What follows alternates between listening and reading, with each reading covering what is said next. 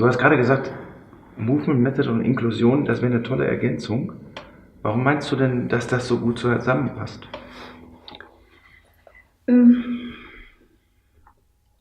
Weil ich alle Kinder in dem Moment mitnehmen kann. Ich kann von einem Lerngegenstand ausgehen. Zum Beispiel Erarbeitung des Hunderterfeldes. Das können wir auf dem Schulhof fantastisch machen, indem die Kinder gemeinsam das Hunderterfeld legen. Die einen arbeiten dann mit A mal B und die anderen legen das Hunderterfeld. Also für jeden ist etwas dabei? Für jeden ist etwas dabei und ich frage das Kind. Also das ist das, was bei mir sich eingebrannt hat, der Satz von Bianca, folge dem Kind. Die wissen, was sie brauchen, die wissen, wie sie etwas lernen müssen. Ich muss es nur wahrnehmen und ich muss denen das zutrauen. Also es entstand ein Hunderterfeld auf dem Schulhof und da waren alle dabei. Das autistische Kind war dabei und das Kind mit ADHS, das sonst über Tische und Bänke geht, war draußen. Es ist ein paar Mal weggelaufen, aber es ist wiedergekommen. Folge dem Kind? Ja, das hatten wir halt auch nicht mit Mathe. Mathe ist ziemlich einfach, das draußen zu machen. Wir hatten das mit Schreiben. Einige Kinder dann selber ihren Aufsatz nochmal nachzulesen und nachzugucken, habe ich große Buchstaben, habe ich Punktsetzungen und sowas alles.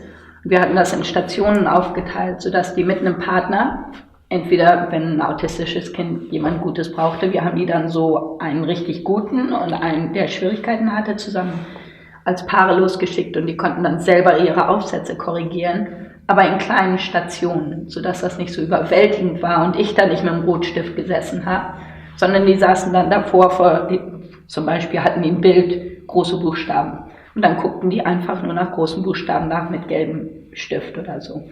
Und dann die nächste Station war ein roter Stift, habt ihr Punktsetzung. Und dann guckten die nach den Punktsetzungen. Das war wesentlich einfacher für Kinder zu machen und dann kriegte ich richtig gute Aufsätze. Und wie war die Rückmeldung der Kinder?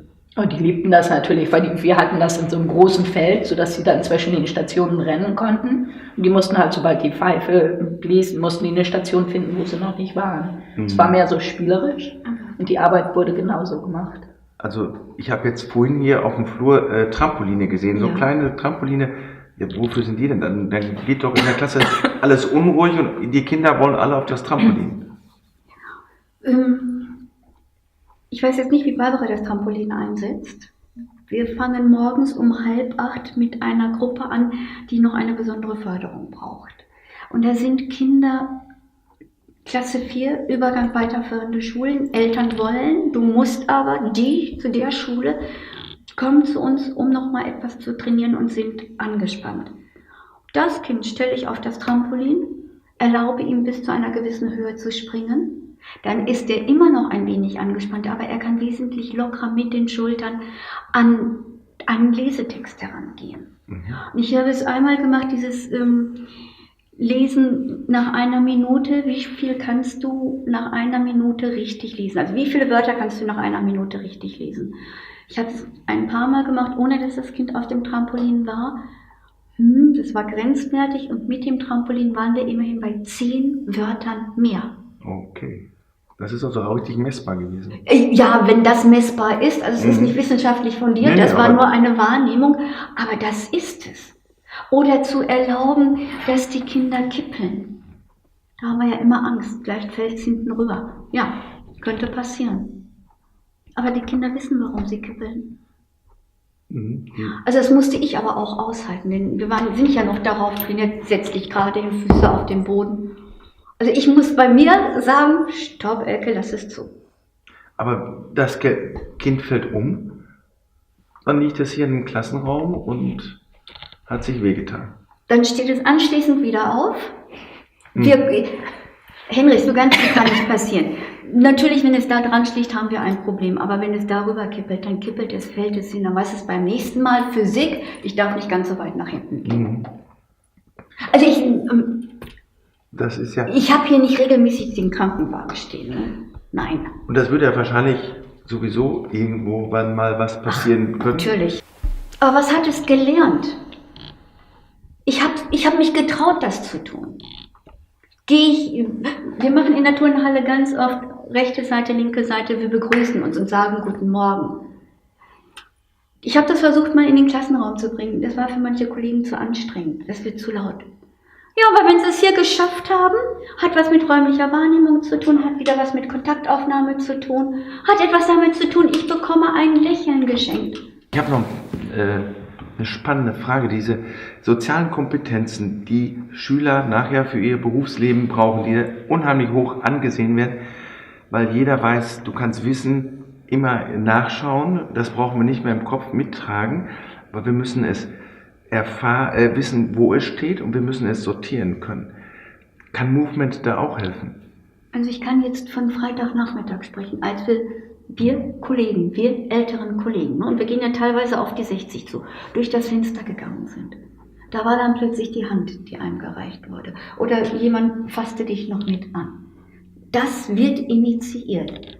Und wenn ein Rollstuhlfahrer schlecht durch den Sand kommt, können wir da helfen. Und wenn ein Kind Orientierungsprobleme hat, ist ein anderes da und sagt, komm, wir gehen da mal hin. Mhm. Teamfähigkeit, den anderen in seinen Emotionen wahrzunehmen, zu akzeptieren, dass der im Moment vielleicht traurig ist, weil es in Ordnung ist, so zu sein, bietet das Movement Method. Mhm.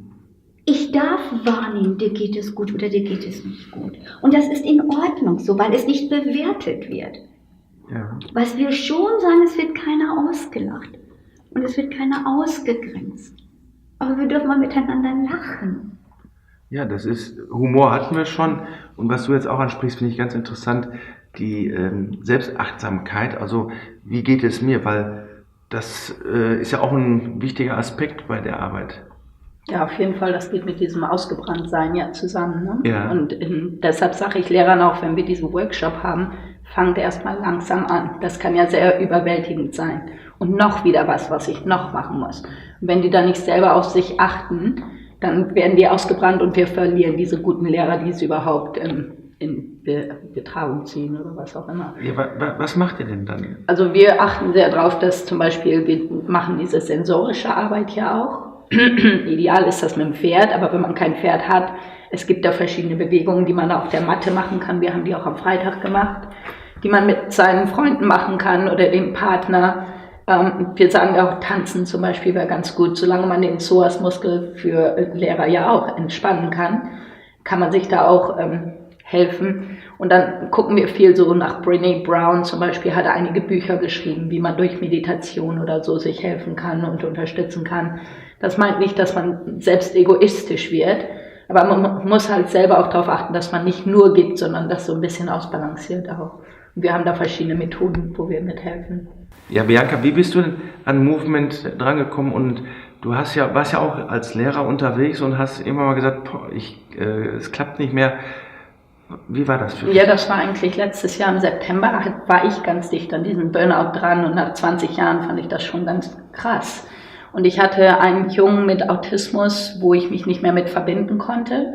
Der war also nur auf seine Hilfskraft angewiesen und konnte mit mir gar nicht sprechen, konnte auch nicht fragen, zur Toilette zu gehen. Und ich fand das schrecklich, weil ich auch irgendwie gefühlt habe, mit dem muss ich mich auch verbinden können. Wenn ich das nicht mehr kann als Lehrer, muss ich aufhören. Also das ist ja wirklich die Hauptsache, dass man sich mit Schülern verbinden kann. Und wie das passierte, habe ich halt gesagt, gut, ich versuche nochmal dieses Jahr für den auch wertvoll zu machen. Und bin dann zu diesem Training von Robert Isaacson gegangen für Movement Method und Horseboy Method. Und die 2 Tage, es war nur ein 2-Tages-Training, haben aber im Grunde mein ganzes Lehrersein verändert, also mein Klassenzimmer, wie ich unterrichte. Und dadurch habe ich wieder total viel Energie gekriegt, weil ich mich mit allen Kindern wieder verbinden konnte. Und es hat mir also so einen ganz frischen Start im Grunde gegeben. Ah ja. Ich kann das, was heißt unterstützen? Ich weiß nicht, ob ich in einem Burnout war oder ob ich darauf zugehen wollte. Mir ging es auf jeden Fall nicht gut und ich hatte das Gefühl, ich habe mein Kollegium verloren und habe mich für alles, was hier an der Schule war, verantwortlich gefühlt, beziehungsweise irgendwann sogar schuldig und habe auf diesem Ohr auch nur noch gehört. Und als man dann in der Fortbildung die letzte Woche Dienstag mit Psychologen war, gesagt hat eine Kollegin in dieser Öffentlichkeit, Psychologen waren dabei, das ist für mich Öffentlichkeit, wir machen uns Sorgen um Elke. Da habe ich gedacht, ich muss hier raus. Du kannst alles.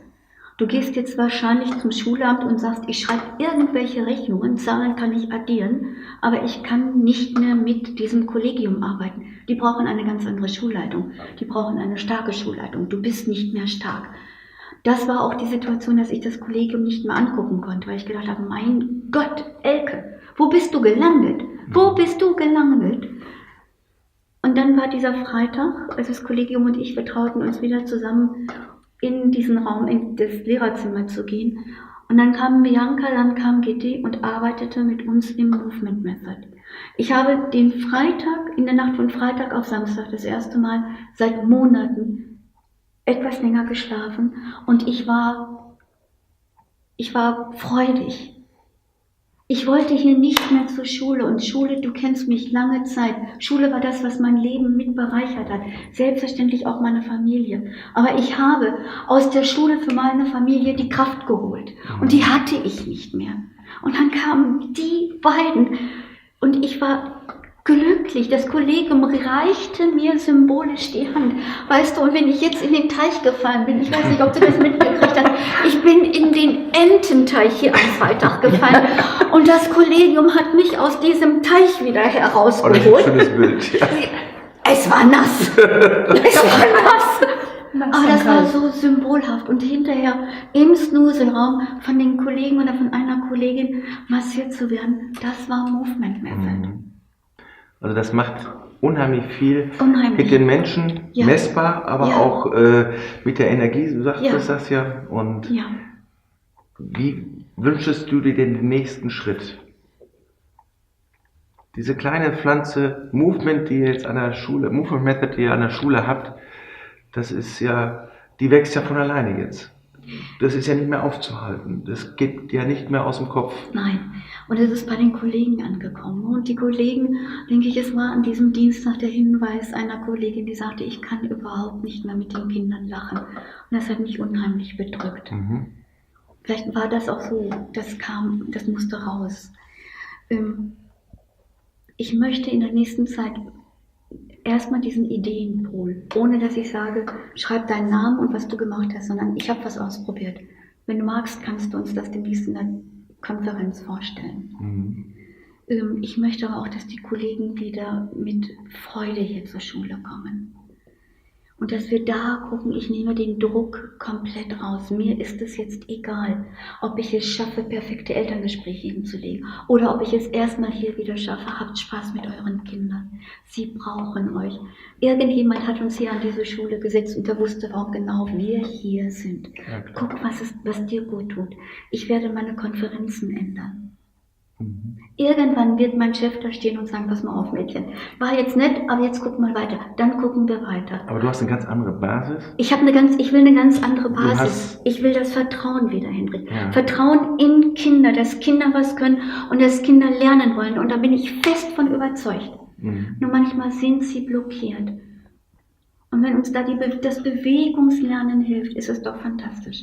Und wenn das Lernen uns hilft, wieder miteinander in gute Interaktion zu kommen. Ja. Die Pflanze wird genährt, da bin ich sicher. Aber ich weiß noch nicht wie, aber ich habe es im Kopf.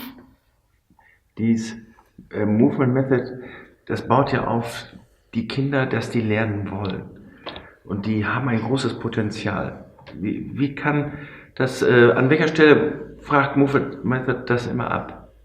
Ja, das ist ja wir müssen ja trotzdem noch arbeiten, schreiben und so, aber wenn man die erstmal in eine Sicherheit stecken kann, sei es physisch oder mit der menschlichen Umgebung, wo die das Selbstwertgefühl haben und sich sicher fühlen können, hey, ich habe die Mathe-Sache verstanden, ich weiß, wie Hochrechnung geht, dann kann man das ja auch übertragen und sagen, so, jetzt zeige ich das mal auf Papier.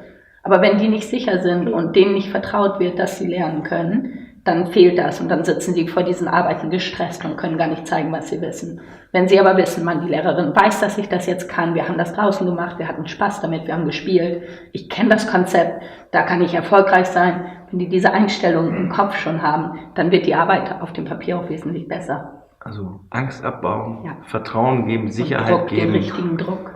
Und du sagtest ja, die Kinder, die wollen ja machen. Ne? Die Kinder wollen. sind ja nur gespannt darum. Es gibt Kinder, die haben im Moment was anderes zu tun, wenn die hier hungern zur Schule kommen, weil sie in der Armutsgrenze sind. Dann müssen wir da auch erstmal gucken. Aber Kinder wollen lernen. Da bin ich fest von überzeugt. Und wir haben verdammt nochmal die Verantwortung, diesen Kindern auch das Recht zu geben. Elke, tolles Schlusswort. Ich denke mal, das hat alles wieder schön zusammengefasst. Vielen Dank für das Interview. Gerne. Bianca, vielen Dank auch dir, dass du hier mal diese Sachen mit zusammengebracht hast. Ich freue mich total und ich bin sicher, dass das Movement Method an Schulen so das hervorruft, was ihr gerade beschrieben habt. Vielen Dank nochmal, euch viel Erfolg bei eurer Arbeit. Ja, danke. Dankeschön.